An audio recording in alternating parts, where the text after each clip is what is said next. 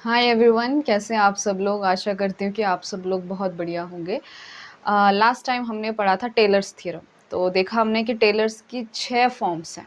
Simple सा है, लेकिन वहाँ पे कुछ अलग अलग रिमाइंडर से वो अलग अलग फॉर्म निकल आते हैं, first form and second form. और आप यही कह सकते हैं कि टेलर्स फॉर्म का ही एक और रूप है मैक्लूरियन थ्योरम। वैसा ही है जैसा टेलर्स थ्योरम है।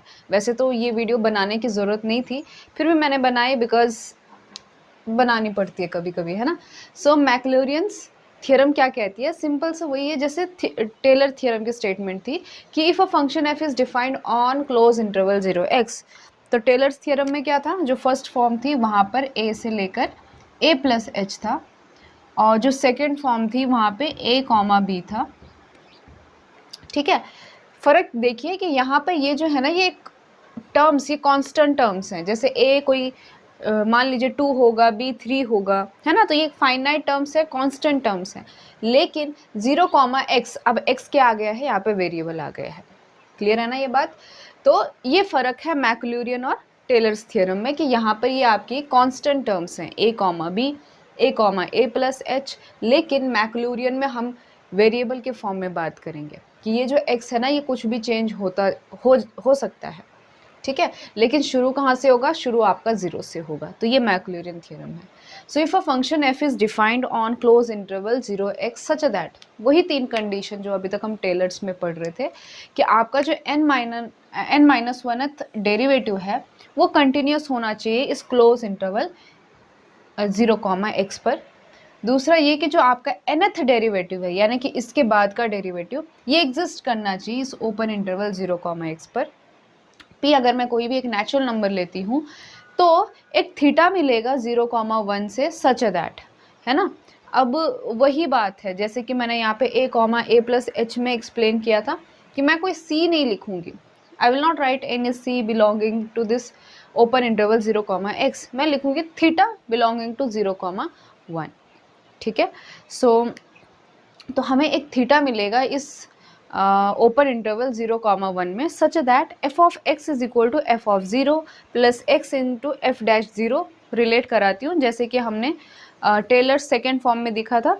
तो यहाँ पे देखिए ये b का काम करेगा, है ना, ये a का काम करेगा, ये b का काम करेगा। तो वहाँ पे क्या था, f of b is equal to f of a plus यहाँ पे क्या था आपका b माइनस a, यानी कि x minus 0। So this is x minus 0 f dash a, और you can say 0 what ever, है ना। तो ऐसा है, ये सेम चीज़ है जैसे कि उसमें थी। So x square divide by 2 factorial f double dash 0 plus up to so on n minus 1 तक जाएगा, प्लस x की power n 1 minus theta to the power n minus p divide by p into n minus 1 factorial F N theta x. और ये आपका क्या होता है, reminder होता है। अब क्योंकि ये p के फॉर्म में है तो ये आपका वही कौन सा रिमाइंडर, ये स्क्लॉमिश रोशेस रिमाइंडर है। ठीक है, अगर इस केस में मैं p की जगह 1 रखती हूँ तो वो कौन सा बन जाता है, I think so Cauchy's reminder बनता है। और जब मैं p को n रखती हूँ यानी कि n माइनस n 0 हो जाएगा, ये टर्म 1 हो जाएगी, तो उस केस में आपका लैग्रांज बन जाएगा। ठीक है, so that we will discuss. चलिए इसका प्रूफ देखते हैं। इसकी प्रूफ की तरफ चलते हैं हम। तो देखिए आपकी पहली कंडीशन क्या कहती है कि जो n माइनस वनथ डेरिवेटिव है फंक्शन f का, वो कंटिन्यूस है इस क्लोज इंटरवल 0 कॉमा x पर। तो f n माइनस 1 के पीछे जितने भी होंगे वो भी तो कंटिन्यूस होंगे, है ना। क्योंकि इसका मतलब ये है कि अगर f n माइनस 1 एग्जिस्ट कर रहा है तो उसके पीछे भी एग्जिस्ट कर रहे हैं, क्योंकि जब फर्स्ट एग्जिस्ट कर रहा है, जब सेकंड कर रहा है, तभी तो वो n माइनस 1 एग्जिस्ट कर रहा है। तो ये चीज़ क्लियर है कि आपका f dash f double dash up to so on f n minus 1 तक ये सारे फंक्शन डिफाइंड है। ये डिफरेंशिएबल हैं इसलिए कंटिन्यूस भी है, इसलिए सारे कंटिन्यूस हैं इस क्लोज इंटरवल 0 कॉमा x के ऊपर। ठीक है। अब दूसरी बात क्या कहा, ये कि डिफाइंड है। अगर ये डिफाइंड है तो मैं ये एक फंक्शन बना सकती हूँ। तो यहाँ पे लूँगी मैं फाई ऑफ टी। इससे पहले हम क्या ले रहे थे, फाई ऑफ एक्स ले रहे थे, लेकिन मैं एक्स नहीं ले सकती क्योंकि हमारे इंटरवल में अगर मैंने x लिया तो उसका मीनिंग कुछ और हो जाएगा। तो यहाँ पे क्योंकि x ऑलरेडी है इसलिए मैं दूसरा वेरिएबल लेती हूँ t। तो फाई ऑफ टी लेते हैं हम, f of t plus x minus t phi dash T plus x minus T का स्क्वायर डिवाइड बाई 2 फैक्टोरियल। मतलब कहने का मतलब ये है कि आपका f ऑफ टी है फिर उसके डिफ्रेंशिएशन है, first derivative, second derivative and so on, और उनके साथ मल्टीप्लाई में कौन है, x माइनस टी है, यानी कि वो x माइनस ये variable t, x minus T का square divide by 2 factorial and so on, ये कहाँ तक चलेगा, n माइनस 1 तक की टर्म को चलेगा, प्लस लास्ट में हमारे क्या होगा, a into x minus t की पावर p। ठीक है, क्योंकि हमें बताया कहाँ तक गया है, एफ एन माइनस 1 तक, इसलिए हम यहाँ से लेते हैं, देख सेकेंड टर्म कौन सी लेते हैं, a into x minus t की पावर p। ठीक है, सो जहाँ पे a आपका एक तरह का कांस्टेंट है जिसके लिए एंड पॉइंट्स क्या होंगे इस फंक्शन के, सेम होंगे, यानी कि phi of 0 is equal to phi of x। और आपको पता है कि हम a कैसे ढूंढते हैं, दोनों को बराबर ढूंढकर रोल्स थ्योरम लगा के ढूंढते हैं।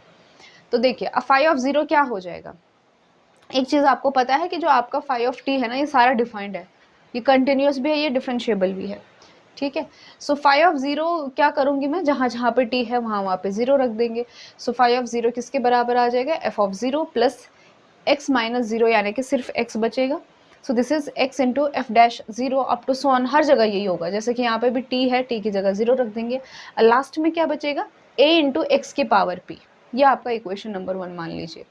सेकेंड में जहाँ जहाँ पर t है वहाँ पे मैं x रख दूंगी, तो x रखने पे क्या हो जाएगा, ये बन जाएगा आपका फाई ऑफ x, और यहाँ पे हो जाएगा f ऑफ x।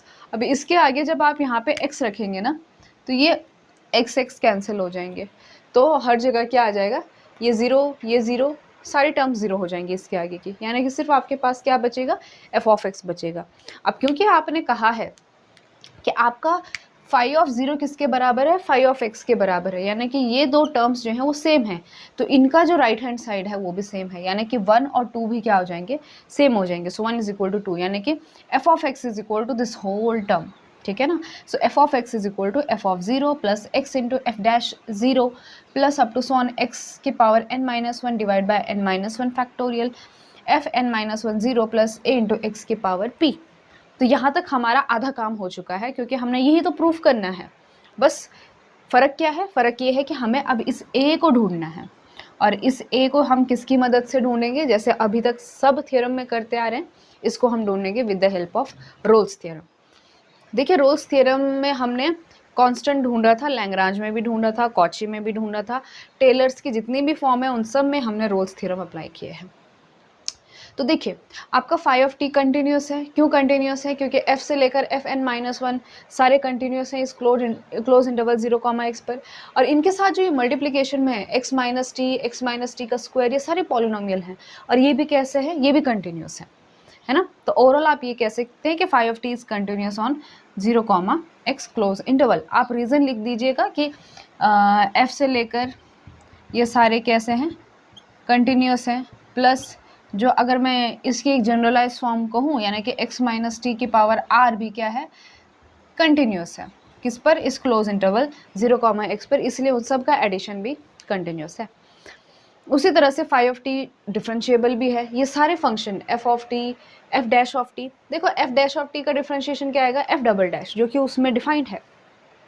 लास्ट में देखिए f की पावर n माइनस 1 का डिफ्रेंशिएशन क्या आएगा, f की पावर n आ जाएगा, और सेकेंड कंडीशन में हम क्या कहते हैं कि आपका f यानी कि जो nth डेरिवेटिव है f का, वो एग्जिस्ट करता है ओपन इंटरवल 0, x में, यानी कि जो ये वाली टर्म है ये भी डिफरेंशिएबल है, यानी कि हर टर्म इसमें डिफरेंशिएबल है, इसलिए phi of t is differentiable और derivable on open interval 0x। और हमने ये फंक्शन कैसा चूज़ किया है, ये फंक्शन हमने इस तरह से चूज़ किया है जहाँ पे एंड पॉइंट सेम है, यानी कि फाई ऑफ 0 किसके बराबर है, फाई ऑफ 0 आपके फाई ऑफ x के बराबर है। तो तीनों कंडीशन सेटिस्फाई हो गई, इसका मतलब ये है कि यहाँ पे रोल्स थ्योरम अप्लाई कर सकते हैं। रोल्स थ्योरम के लिए 3 कंडीशन होती है। अब रोल्स थ्योरम क्या कहेगा कि एक ऐसा सी पॉइंट मिलेगा, कहाँ से, इस ओपन इंटरवल 0, x से, सच दैट कि आपका फाई डैश सी किसके बराबर आ जाएगा, 0 के बराबर आ जाएगा। ठीक है, लेकिन हम क्या करेंगे, सी के रूप में नहीं लिखेंगे इसको, हम किसके रूप में लिखेंगे इसको, थीटा के रूप में लिखेंगे। ठीक है, सो ये जो आपका सी होगा ये किसके रूप में होगा, ये आपके थीटा एक्स के रूप में होगा। थीटा एक्स का मतलब क्या है कि जैसे कि मैं आपको एक्सप्लेन करती हूँ, हमने ये थीटा कहाँ पे यूज़ किया था, ए से लेकर a प्लस एच में यूज़ किया था। ठीक है। अब ए से लेकर ए प्लस एच के बीच का जो वैल्यू होगा वो कैसा होगा, सी ए क्या था वो, ए प्लस थीटा एच होगा, जहाँ पे थीटा जो है वो 0,1 से बिलोंग कर रहा है। देखो ये क्या है, ए प्लस 1 इंटू एच है और थीटा क्या है 0,1 के बीच में है, यानी कि जो आपका ए प्लस थीटा एच होगा वो इस इंटरवल के अंदर बिलोंग करेगा। ठीक है। अब इस केस में क्या हो गया है, इसको और इसको कंपेयर कीजिए आप कि यहाँ पे a था और a प्लस एच था, इस केस में आपका क्या हो गया है 0,x हो गया। ठीक है, तो a की जगह क्या आ जाएगा 0 आ जाएगा और थीटा वैसे रहेगा और h की जगह क्या आ जाएगा h, यानी कि वो डिफरेंस। एक दफ़ा मान लीजिए कि x minus 0, so this is x, सो आपका ये c क्या बनेगा, ये आपका थीटा x बनेगा क्योंकि इस केस में a आपका 0 है। ठीक है, सो c बिलोंग्स टू 0x, इसी चीज़ को हम ऐसे भी लिख सकते हैं कि c is equal to theta x, तो f dash of theta x is equal to 0। I hope आपको ये चीज़ समझ में आई हो। तो देखिए f डैश c या फिर f डैश थीटा x को रखने के लिए सबसे पहले तो हमें उसको डिफ्रेंशिएट करना पड़ेगा। तो आपका जो फॉर्म है f ऑफ t उसको आप डिफ्रेंशिएट कीजिए, तो f डैश t कितना आ जाएगा, पहली टर्म क्या थी आपकी f ऑफ t, तो वो f डैश t आ जाएगी। और सेकेंड टर्म क्या थी आपकी, सेकेंड टर्म क्या थी, x इंटू, ध्यान भी नहीं, x माइनस टी, हाँ x minus T into F dash T, ये था ना। अब जब आप इसको डिफ्रेंशिएट करोगे विथ रिस्पेक्ट टू, हम यहाँ पे टी कर रहे हैं, ये ध्यान में रखिए, विथ रिस्पेक्ट टू एक्स नहीं कर रहे हैं। तो जब आप इसको डिफ्रेंशिएट करोगे तो आप यू वी फॉर्मूला लगाओगे, है ना, ये यू ये वी, यहाँ पे एक्स को नहीं डिफ्रेंशिएट करना, किसको करना है, टी को करना है विथ रिस्पेक्ट टू टी। तो जब मैं फर्स्ट वाले को करूँगी तो ये माइनस एफ डैश टी आ जाएगा, और जब मैं इसको एज इट इज़ रखूँगी यानी कि एक्स माइनस टी को, तो ये x minus t as it is रहेगा और ये डबल डैश हो जाएगा, यानी कि ये चीज़ बन जाएगी आपके minus F dash T plus x minus T F double dash, sorry it is T, हर जगह मैंने एक्स कर दी, so this is T, this is T.